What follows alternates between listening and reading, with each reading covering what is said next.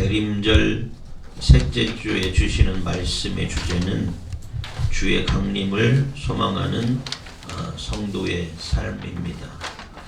2000년 전에 예수님께서 부활하시고 승천하신 이후에 주님의 제자들뿐만 아니라 많은 성도들이 예수님의 재림에 대한 소망이 있었습니다.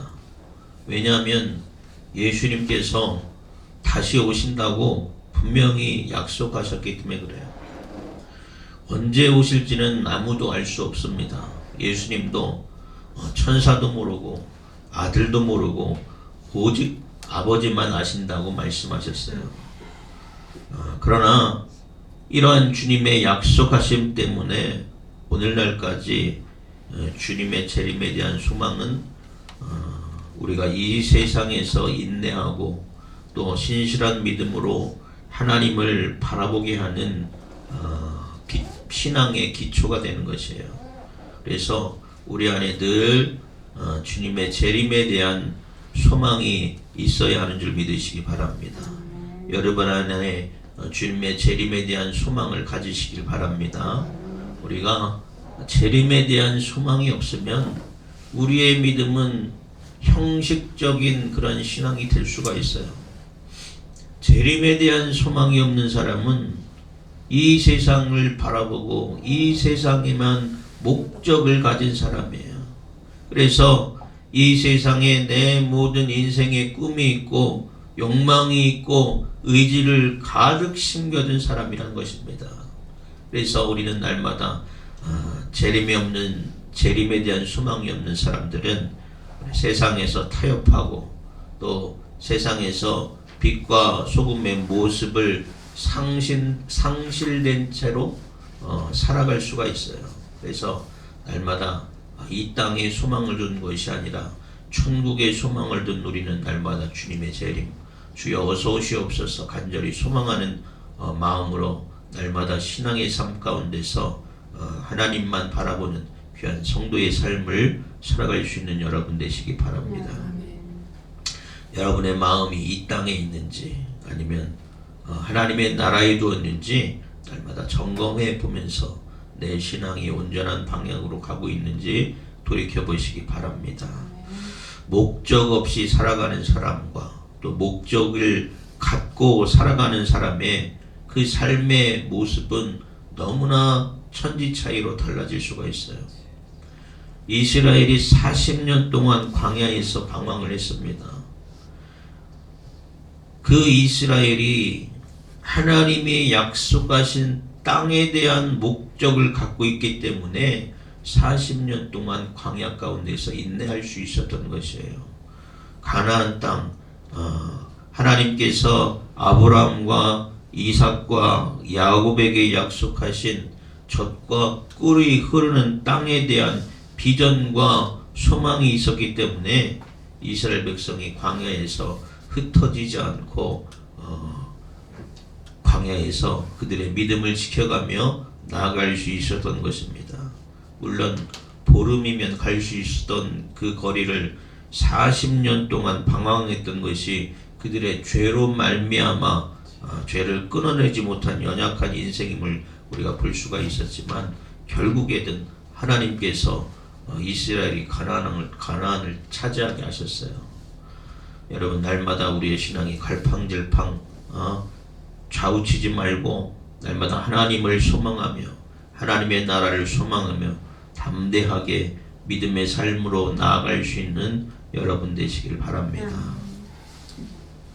오늘 본문 말씀을 보면 데살로니가 서신은 바울이 서신서 중에서 제일 먼저 쓴 편지예요.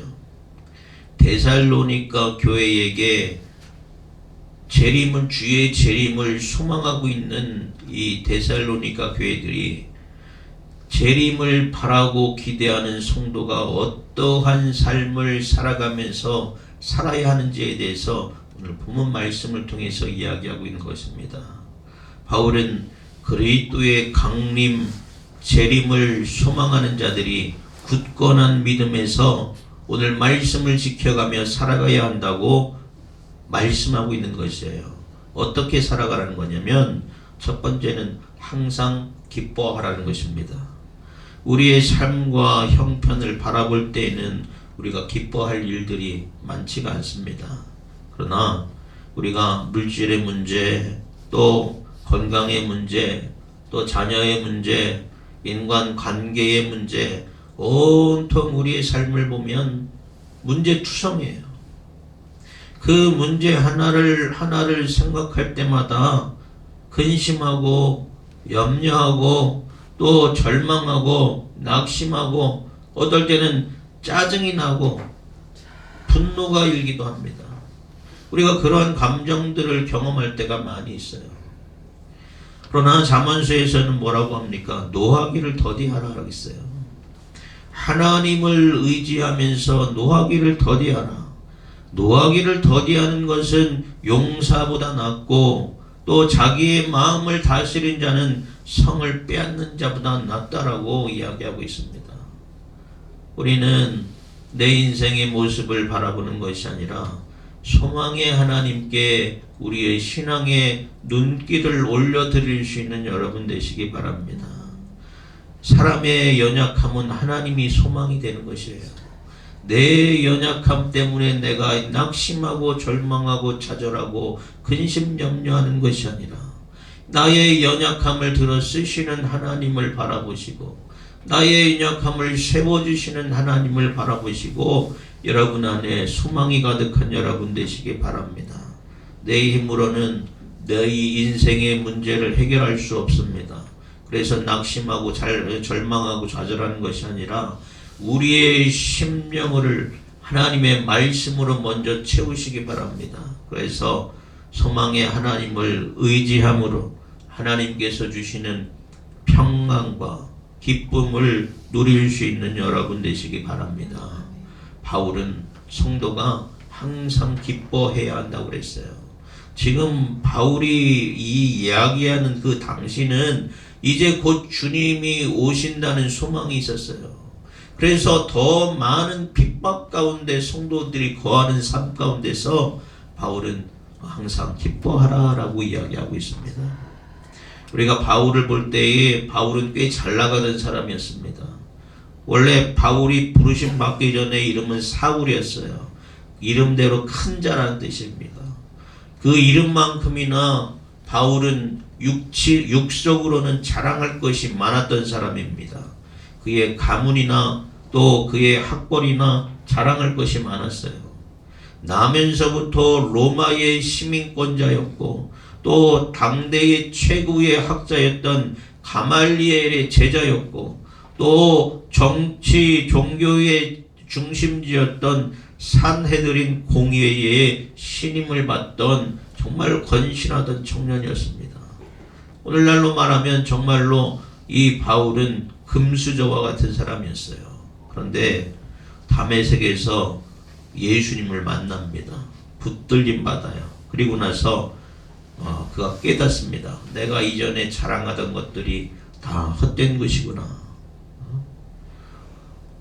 내가 이제는 복음을 위해서 하나님을 위해서 나의 삶을 살아가리라 결단하고 하나님께 충성하는 삶을 살아가요. 그런데 여러분 바울이 하나님과 동행하는 그 삶을 살아가는 그 모습이 어떤 줄 아십니까? 바울은 잘 나가던 사람인데 예수님을 믿고 나서 복음을 전하는 삶을 살았지만 옥에 늘 갇히는 삶을 살았어요. 매맞는 삶을 살았어요. 또 주님을 때문에 여러 가지 죽을 고비를 넘길 많은 위기를 겪어가며 쫓겨가며 살아가던 삶을 살았어요. 세상적인 시각에 보면 이 바울의 모습이 조롱과 비판받기에 얼마나 뻔한 삶이었겠습니까? 아니 그렇게 잘 나가던 사람이 예수 믿더진 왜 그 삶의 모양이 그 모양이냐고 조롱과 핍박을 받을 만한 그러한 삶을 바울은 살고 있었습니다. 금수저로 전도 유망해서 또 정치적으로 또 여러 가지로 잘 나가는 세상적인 삶을 살 수 있었지만 복음을 위해서 쓰임받는 자신의 삶에 있어서 바울은 그것에 만족하지 않고 하나님 안에서 자족하고 기뻐하고 감사하는 삶을 살았다는 것을 우리는 말씀을 통해서 알 수가 있어요. 그리고 바울은 자신뿐만 아니라 모든 성도가 항상 주 안에서 기뻐할 것을 강권하고 있습니다. 형편으로 볼 때에는, 조건으로 볼 때에는 기뻐할 것이 없지만 주님 안에 있을 때에 주님이 주시는 참된 평안과 기쁨을 맛본 바울은 모든 성도가 항상 기뻐해야 한다고 이야기하고 있는 것입니다. 사랑하는 여러분, 여러분 안에 주님이 주시는 기쁨이 넘쳐나기를 주님의 이름으로 소원합니다. 하나님이 여러분에게 어떠한 기쁨을 주시는지 그 기쁨을 맛볼 수 있는 여러분 되시기 바랍니다. 육적인 눈으로 볼 때에는 우리의 형편과 사정이 나아지는 것이 없다 할지라도, 또 세상적인 사람들의 눈에 볼 때에는 여전히 주눅들고 또 낙심할 것이 맞는 그런 인생이지만, 소망의 하나님, 나를 사랑하시고 또 나를 구원하시고 또 나를 세워주시는 그 하나님으로 인하여 여러분 참된 자유와 기쁨을 누릴 수 있는 여러분 되시기를 주님의 이름으로 축원합니다.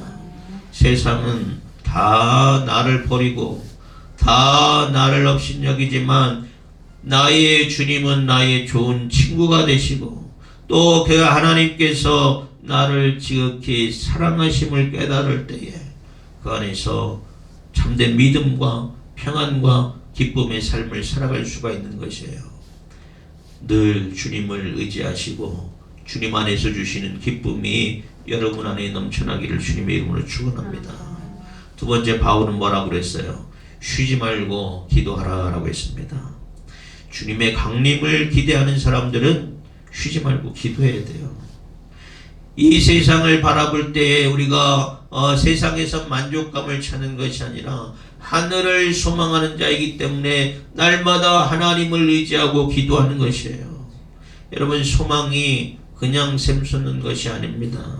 내가 하나님께 나아가야 우리가 그 안에서 하나님께서 주시는 소망을 발견할 수 있는 줄 믿으시기 바랍니다. 하나님을 바라볼 때에 하나님이 주시는 새 힘을 공급받을 수 있어요. 기도는 우리가 하나님께 나아가고 있음을 증명하는 것이에요. 사무엘서 12장 23절에 사무엘 선지자는 뭐라고 했냐면, 기도하기를 쉬는 죄를 하나님 앞에 결단코 범하지 아니하리라 했습니다. 기도는 연약한 우리가 하나님의 도우심을 받고 또 하나님과 영적인 교제를 이루고 또 하나님께 나아가는 가장 좋은 방법이에요. 하나님은 하나님을 가까이 하는 자를 가까이 하신다고 하셨어요. 여러분, 날마다 쉬지 않고 기도함으로 하나님께 나아가는 여러분 되시기 바랍니다. 내 영이 깨어있기 위해서, 내가 영적인 삶을 살기 위해서 날마다 영적인 호흡이 되는 기도를 통해서 하나님께 나아갈 수 있는 여러분 되시기 바랍니다. 바울은 기도가 멈춰지는 것은 영적으로 닫혀지는 것이에요. 사단의 먹잇감이 되는 것이기 때문에 기도함으로 성도가 하나님께 나아가야 한다고 이야기하는 것입니다. 언제 우리가 기도가 쉬어지게 됩니까? 우리의 영이 죄에 대해서 무뎌졌을 때 그렇게 돼요. 또 시험에 들 때 그렇게 될 수 있습니다. 하나님을 인정하지 못하고 교만하여졌을 때 우리가 기도하지 않게 되는 것이에요. 어떤 사람은 이렇게 얘기해요. 목사님, 저는 늘 마음으로 기도합니다. 마음으로 기도하는 거 정말 중요합니다. 날마다 영적인 교통을 이루며 살아가는 것도 중요해요. 그런데 우리가 기도하는 삶은 먼저 무릎 꿇고 또 두 손을 모으고 겸손 앞에 하나님 앞에 서는 것이 더 중요한 줄 믿으시기 바랍니다. 우리의 삶 속에서 하나님을 드러내는 것이, 우리 신앙의 삶을 통해서 하나님께 영광을 돌리는 삶이 중요한 줄 믿으시기 바랍니다.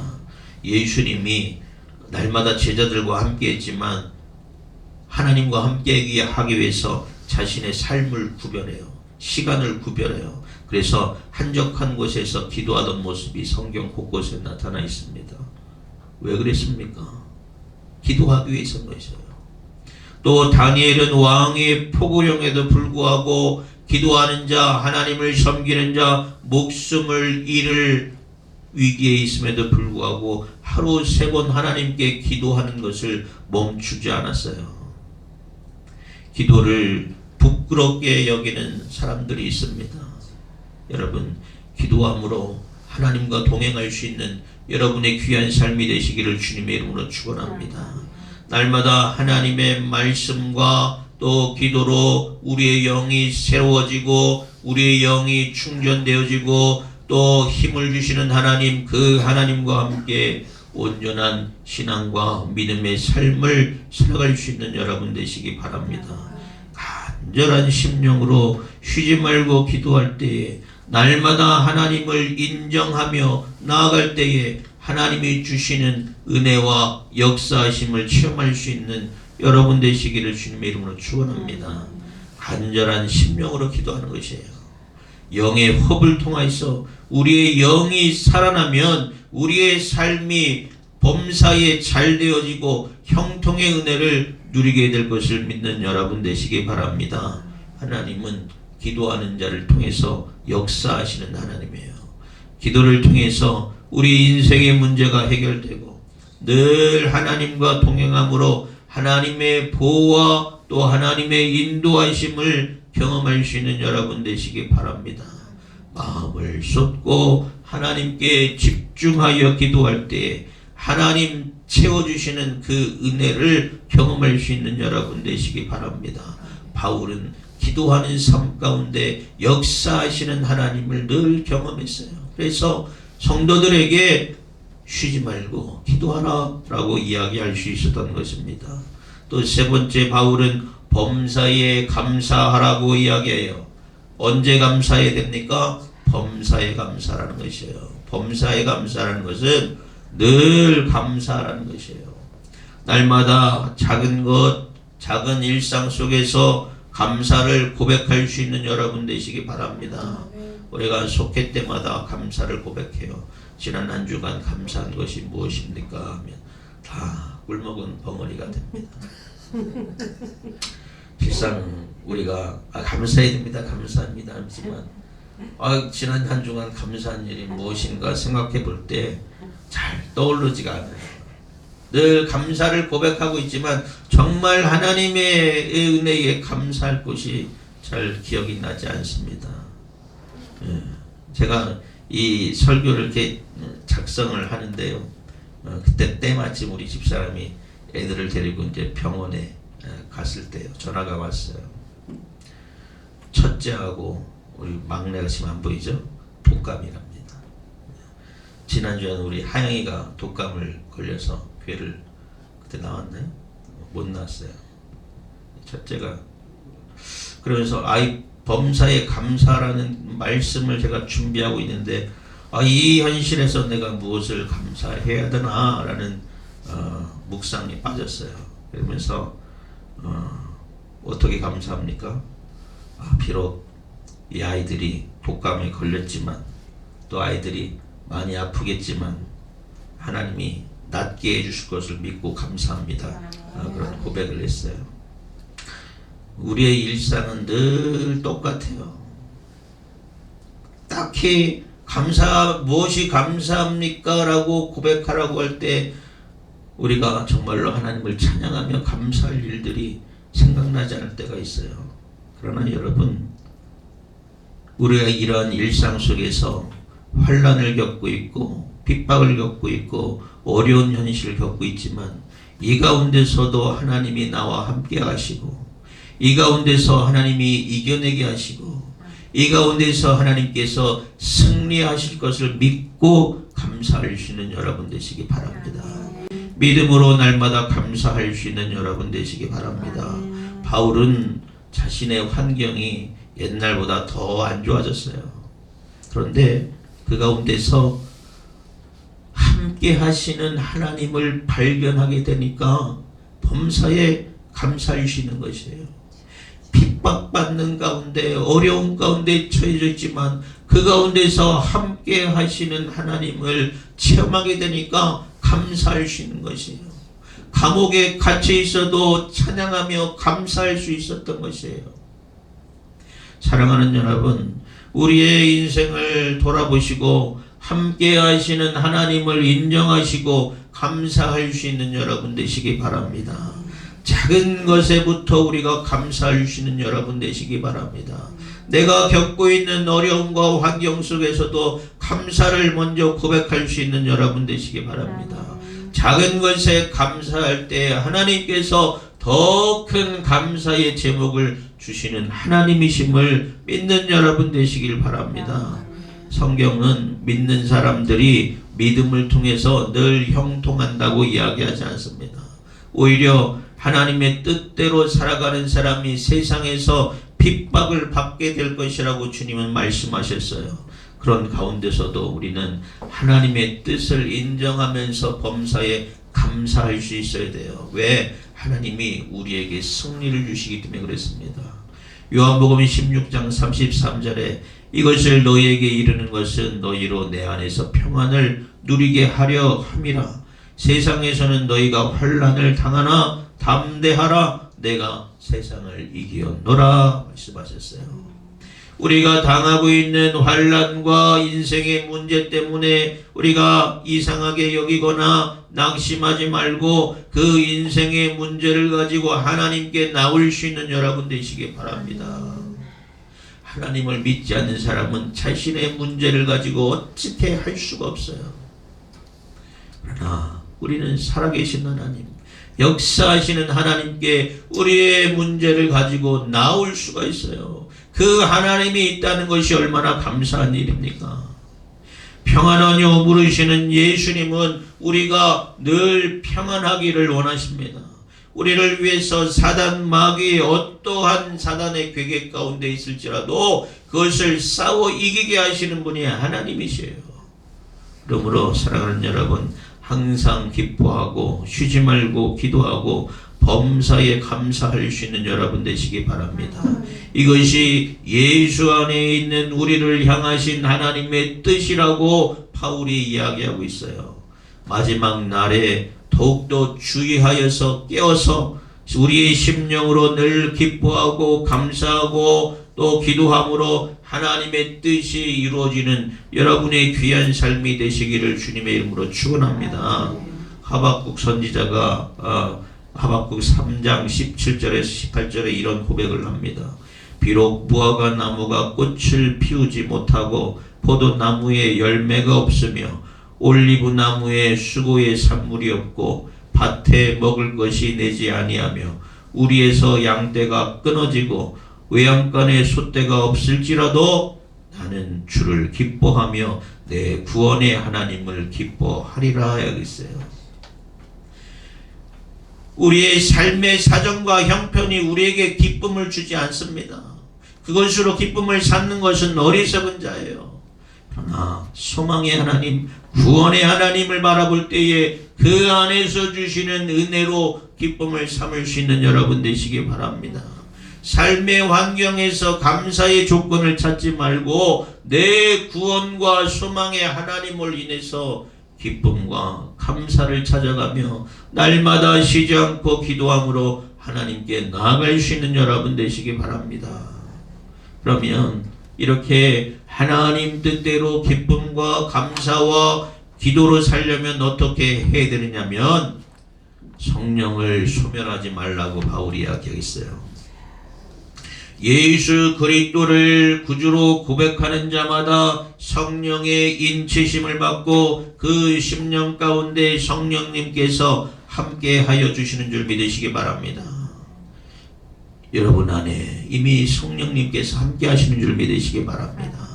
그 하나님께서 나와 늘 함께 하시고 나의 연약함을 아시고 나와 동행하시는 하나님이에요. 그런데 이러한 믿음의 고백으로 인치심을 받고 살아가고 있는데 다시 세상 속으로 살아가는 사람, 다시 죄악 속으로 살아가는 사람은 성령을 소멸하는 사람이라는 것이에요. 하나님의 영은 거룩하시기 때문에 우리의 심령이 죄악으로 깨끗이 씻겨지지 않으면 우리 안에 심령의 성전을 온전히 이룰 수가 없어요. 여러분, 날마다 여러분의 심령에 성령님께서 자정할 수 있도록 깨끗이 씻음 받는 여러분 되시기 바랍니다. 어떻게 씻을 수 있어요? 회개를 통해서 나의 죄를 화백하고 고백함으로 말미암아 성령께서 역사하셔서 내 온 죄들이 깨끗이 씻음 받고 날마다 성령의 역사하심으로 성령의 동행함으로 여러분의 삶이 승리할 수 있는 귀한 삶을 살아갈 수 있는 여러분 되시기 바랍니다. 죄의 본성대로 나를 내버려 두면 안 돼요. 날마다 죄와 맞서 싸워야 돼요. 육체의 욕망 가운데 나를 내버려 둬서는 안 됩니다. 날마다 성령께서 함께 하실 수 있도록 성령의 도우심과 성령의 인도하심으로 살아갈 수 있는 여러분 되시기 바랍니다. 말씀과 기도로 새로워지는 여러분 되시기를 주님의 이름으로 축원합니다. 두 번째는 예언을 멸시하지 말라라고 했어요. 당시 고린도 교회에는 예언이 남발해서 책망을 받았는가 하면 데살로니가 교회는 예언을 제지하는 사람들이 있어요. 오늘날도 이상하게 예언하고 방언하고 하는 성령의 은사에 대해서 부담을 갖는 사람들이 많이 있습니다. 왜? 신비주의니 또 은사주의니 신사도주의니라면서 성령의 역사하심에 대해서 부정하는 경향들이 많이 드러납니다. 80년대 90년대는 성령의 역사하심이 강하게 역사했는데 오늘날은 성령의 역사를 부정하는 사람들이 많이 있어요. 왜? 마지막 때에 거짓 사도들의 거짓 방언과 거짓 은사가 있기 때문이라고도 성경은 이야기합니다. 그러나 분명한 것은 고린도전서 12장에 보면 성령의 은사에 대해서 9가지를 기록되고 있어요. 우리가 잘 분별하는 여러분 되시기 바랍니다. 무엇보다도 성경이 여러분의 삶과 신앙의 기준이 되어지기를 바랍니다. 성경은 하나님의 말씀이에요. 성경은 하나님이 우리에게 주신 가장 완벽한 예언서가 되는 줄 믿으시기 바랍니다. 하나님의 말씀인 성경보다 더 앞서가는 예언은 있을 수가 없어요. 예언의 은사는 있지만 그 예언도 성경의 기준에 합당해야 된다는 것이에요.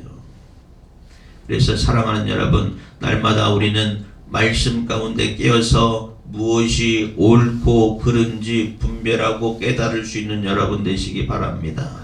오늘날 목사님을 통해서 하나님의 말씀이 선포되잖아요. 그 선포되는 말씀에 잘 귀 기울일 수 있는 여러분 되시기 바랍니다. 하나님의 말씀의 기준으로 선포되는 말씀이 예언이나 마찬가지예요. 우리가 말씀을 잘 듣지 않는 것은 예언을 멸시하는 것이에요. 그러므로 성령의 역사를 소멸하는 태도가 아니라 날마다 말씀 앞에 겸손하고 말씀을 순종하여서 성령 안에서 온전함을 살아갈 수 있는 여러분 되시길 바랍니다. 세 번째는 범사에 헤아려 좋은 것을 취하고 악은 어떤 모양이라도 버리라 있어요. 헤아리라는 것은 잘 판단하라는 것이에요. 검증하고 시험하라는 것입니다. 범사에 우리가 잘 검증해서 좋은 것은 취하고 악한 것은 버려야 한다는 것이에요. 아무거나 다 취해서 된다는 것이 아닙니다. 우리가 영적인 은사나 예언이나 말씀이나 이런 것이 정말로 하나님의 성경에 근거한 것인지 아니면 성도를 미혹하는 사단 마귀의 것인지 그것을 잘 분별할 수 있는 여러분 되시기 바랍니다. 잘 분별해서 좋은 것을 취하고 악한 것을 버릴 수 있는 여러분 되시기 바랍니다. 그러면 내가 잘 분별하기 위해서는 어떻게 해야 돼요? 말씀과 기도로 내가 신앙이 단련되어 있어야 됩니다. 누가 분별해 줄 수 없어요. 내 스스로가 분별해야 돼요. 선한 것인지 악한 것인지 분별할 수 있는 여러분의 심령이 되길 바랍니다. 우리가 말씀과 기도로 단련되어 있어야 좋은 것인지 나쁜 것인지 알 수가 있어요. 말씀을 알지 못하면 우리가 잘못돼서 미혹돼서 넘어갈 수가 있어요. 말씀의 진리가 왜곡되거나 또 미혹하는 거짓 진리로 우리를 속여 넘어가려는 사단 마귀의 전략이 이 세상에서 틈틈이 우리를 노리고 있음을 깨닫는 여러분 되시기 바랍니다. 그래서 우리 날마다 주님의 말씀처럼 주의하고 깨어 있어야 돼요. 사단 마귀가 선과 악을 교묘하게 구분할 수 없도록 세상을 통제하고 있어요. 우리가 말씀으로는 악하다고 하는 것이 세상에서는 아름다운 것이라 선한 것이라는 경향들이 있어요. 이 시대와 또 문화와 풍조가 우리의 기준이 될 수가 없습니다. 우리는 오직 하나님의 말씀을 기준으로 삼아서 하나님의 말씀으로 살아갈 수 있는 여러분 되시기 바랍니다. 사랑하는 여러분, 우리는 늘 주의하고 깨어 있어야 돼요. 주의 강림과 또 주의 재림을 소망하는 마음 가운데 깨어 있는 여러분 되시기 바랍니다. 주님이 언제 오실 수 알 수 없으나 그날은 도적같이 온다고 말씀하셨어요. 도적같이 오는 그날에 우리가 잠들어 있는 영이 아니라 깨어있는 영으로 주님을 맞이할 수 있는 여러분 되시기 바랍니다. 바울의 간절한 고백처럼 평강의 하나님이 여러분을 온전히 거룩하게 하시고 주의 재림하는 날까지 흠없이 우리의 영과 영이 보존되어지기를 소망합니다.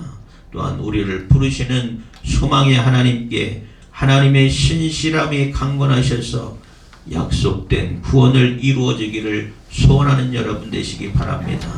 그래서 여러분의 심령이 날마다 온전히 하나님 앞에서 온전한 성도의 삶으로 주의 강림을 소망하는 성도의 삶의 자세로 하나님께 귀한 깨어있는 심령의 삶을 살아갈 수 있는 여러분 되시기를 주님의 이름으로 축원합니다.